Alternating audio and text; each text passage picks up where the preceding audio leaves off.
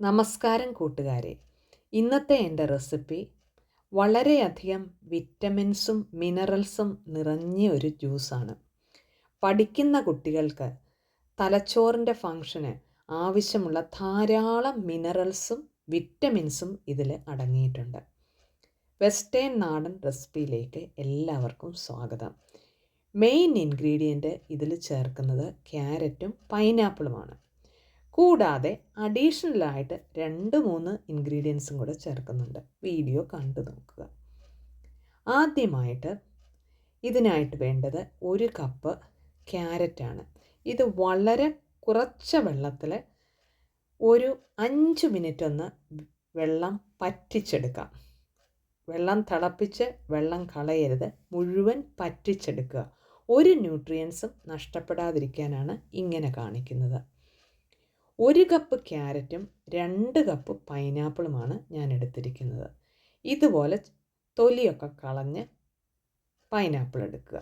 കൂടാതെ ഇഞ്ചി ഒരു ചെറിയ പീസ്, തുളസിയുടെ ഇല 3, മിൻറ്റിൻ്റെ ഇല 6, കൂടാതെ 2 ടേബിൾ സ്പൂൺ നാരങ്ങാ നീരും ആവശ്യത്തിനുള്ള പഞ്ചസാരയും 2 ഗ്ലാസ് വെള്ളവും. ഇത്രയും സാധനങ്ങളാണ് ഇതിനാവശ്യമുള്ളത്. ഈ എല്ലാ ഇൻഗ്രീഡിയൻസും കൂടെ ഒരു മിക്സിയിലേക്കിട്ട് ആവശ്യത്തിന് വെള്ളവും ഒഴിച്ച് നന്നായിട്ടൊന്ന് ബ്ലെൻഡ് ചെയ്തെടുക്കുക.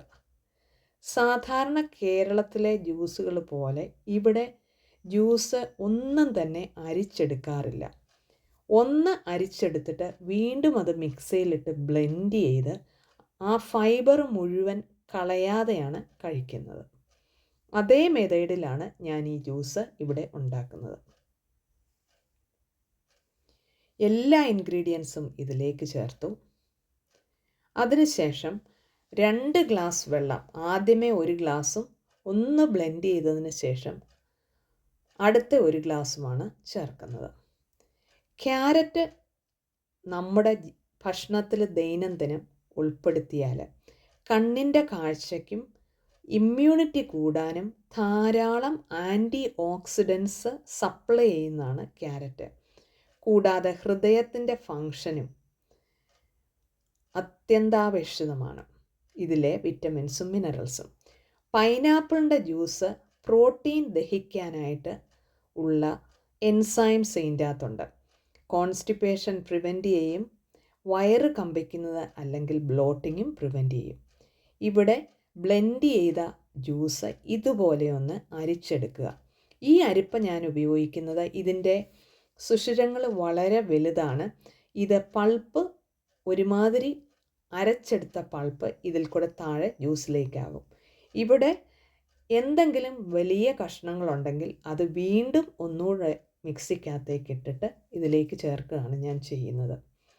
കൂടാതെ ഇതിൻ്റെ ഫൈബർ കണ്ടൻറ്റ് കൂടാനായിട്ട് കുറച്ച് ചിയാ സീഡ്സും കൂടെ കുതിർത്ത് വെച്ചത്, ഏകദേശം 2 ടേബിൾ സ്പൂൺ കുതിർത്ത ചിയാ സീഡ്സാണ് ഓരോ ഗ്ലാസ്സിലും ചേർക്കുന്നത്. പിന്നെ തണുപ്പിനായിട്ട് ഐസ് ക്യൂബ്സും കൂടെ ചേർക്കുന്നുണ്ട്. ഇത്രയും അളവിൽ അടിച്ചെടുത്തപ്പോൾ ഒരു 800 മില്ലി ലിറ്റർ, അതായത് 4 ആവറേജ് സൈസ് ഗ്ലാസ്സിനുള്ള ജ്യൂസ് കിട്ടും. ഇത് വലിയ ഗ്ലാസ്സാണ്. ഇത് സാധാരണയായിട്ട് സപ്പറിന് ഒരു ഡ്രിങ്ക് ആയിട്ട് കുടിക്കാം. അല്ലാതെ ഭയങ്കര ഇത് കുടിച്ചാൽ ഒട്ടും വിശക്കത്തില്ല. വെയിറ്റ് ലോസ് ചെയ്യുന്നവർക്കും ഇത് കുടിക്കാവുന്നതാണ്. ഈ വളരെ സിമ്പിളായിട്ടും ഹെൽത്തി ആയിട്ടുമുള്ള റെസിപ്പി നിങ്ങൾക്കിഷ്ടപ്പെട്ടെങ്കിൽ ഒരു ലൈക്ക് തരാൻ മറക്കരുതേ. ജ്യൂസ് കുടിക്കുന്നതിന് മുമ്പേ ഒന്ന് കൂട്ടുകാരിലേക്കൊന്ന് സബ്സ്ക്രൈബ് ചെയ്യാനായിട്ട് ഒന്ന് ഷെയർ ചെയ്ത് കൊടുക്കുക. ആദ്യമായിട്ട് കാണുന്നവർ സബ്സ്ക്രൈബ് ചെയ്യാനും മറക്കരുതേ. Thanks for watching. Signing off Shaina Thomas. ഇതുപോലെ തന്നെ ഹെൽത്തി ആയിട്ടുള്ള വീഡിയോയുമായിട്ട് ഉടനെ നിങ്ങളുടെ അരികിലേക്ക് വരുന്നതായിരിക്കും. Thank you.